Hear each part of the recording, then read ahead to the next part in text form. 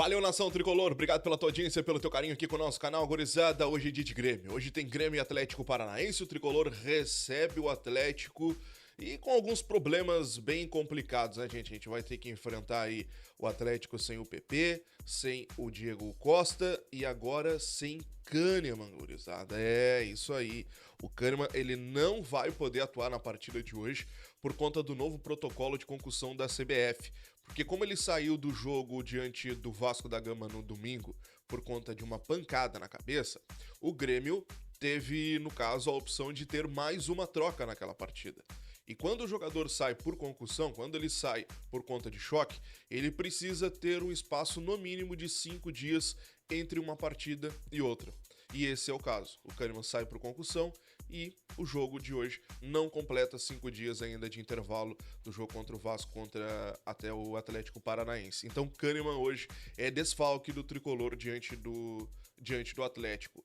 PP é outro jogador que está fora, nós já vimos conversando aqui durante a semana, ele teve um edema na coxa esquerda, hoje ele fica de fora, deve ganhar alguns minutos diante do Cuiabá e sim jogar diante do Estudiantes na próxima terça-feira.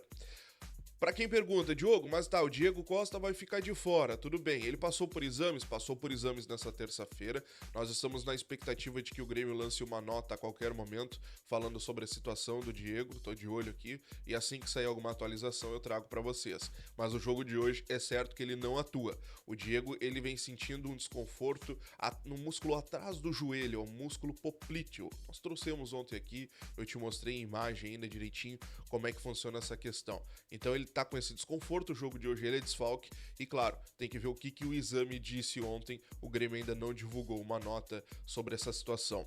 Pra quem pergunta, Diogo, mas olha só, quem é que vai ser o nosso centroavante? Provavelmente seja o JP Galvão, a não ser que o Renato invente uma outra formação e que o Grêmio jogue sem centroavante, daqui a pouco alguém improvisado, um segundo atacante, enfim, o Renato vai ter que mudar se não quiser jogar com o JP Galvão, porque o André tá lesionado, o Jardiel está lesionado também, o Jardiel na semana passada de um jogo do Brasileirão Sub-20, ele acabou sofrendo uma lesão na parte posterior da coxa direita e ele fica fora aí por no mínimo 8 semanas, tá? 1 mês e meio, 2 meses praticamente.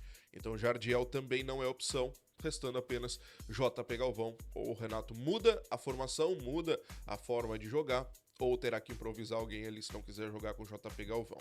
Bom, a boa notícia fica por conta de Carbajo. Carbajo foi liberado pelo departamento médico, inclusive ontem fez um coletivo com o time titular, com a equipe principal, está muito próximo de voltar ao Carbajo. O Carbajo está na última fase de testes, tá?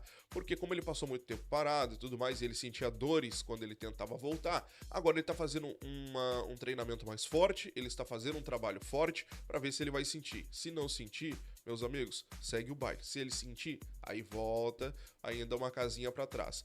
Felizmente, por enquanto, ele não sentiu absolutamente nada. Treinou com bola na segunda, treinou com bola ontem, inclusive fazendo coletivo com a equipe principal, como eu tô trazendo para vocês. E felizmente ele está legal. E muito provavelmente logo já fica à disposição do técnico Renato Portaluppi. Gurizada, um provável time para hoje então, tá?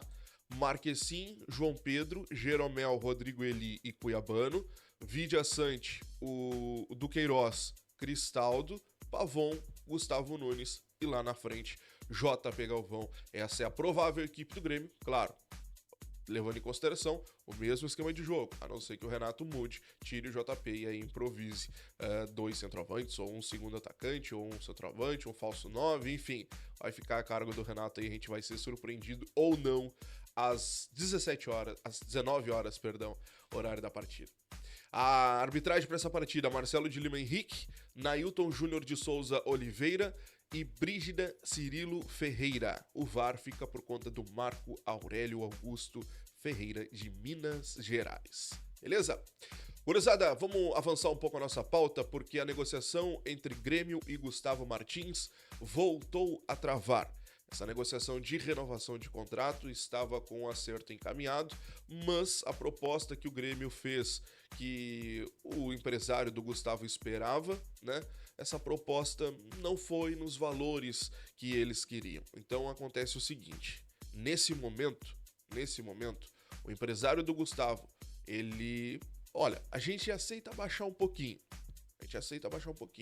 O Grêmio, a gente aceita aumentar um pouquinho. A questão é chegar num denominador comum. Voltou uma casinha nessa negociação que estava muito próximo de acontecer, essa renovação que estava muito próxima de acontecer. O X da questão é, o Gustavo, ele acaba não jogando, porque jogando ele acaba se valorizando. O Braga de Portugal já disse que virá com uma nova proposta no meio do ano para tentar levar o Gustavo. Ele tem contrato até o final de 2025 com o Grêmio, ou seja, o Grêmio ainda tem uma proteção de 1 ano e meio praticamente aí pela frente.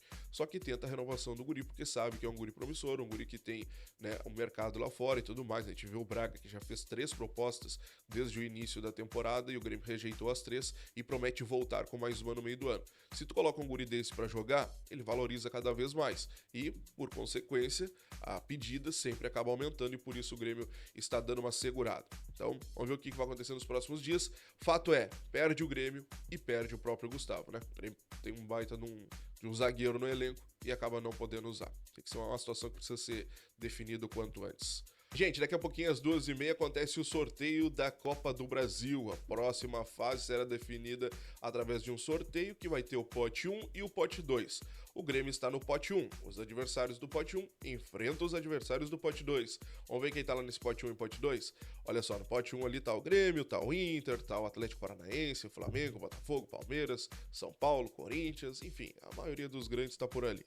No pote 2... ali já tem clubes como Goiás, Vasco, Juventude, Sport, CRB, Vitória, Criciúma, Sampaio Correia, Operário do Paraná, Botafogo de São Paulo, Brusque, Ipiranga, o Ipiranga aqui do Rio Grande do Sul, o América do Rio Grande do Norte, o Amazonas, Águia de Marabá do Pará e o Souza da Paraíba. Estes um deles vai ser o adversário do Tricolor na próxima fase. Será definido também os dias, né? Nós temos por enquanto a data base, que é o dia 1º de maio e o dia 22 de maio. Tem que ser definido o dia certinho, se vai ser no dia 1º, se vai ser no dia 2, ou se vai ser no dia 22 ou no dia 23, o jogo de volta. Enfim, vai ser tudo definido hoje e o mando de campo também através de sorteio. Beleza? Nós vamos acompanhar juntos. 2h30, tô aqui no canal, tô te esperando e a gente vai acompanhar o próximo adversário do Tricolor.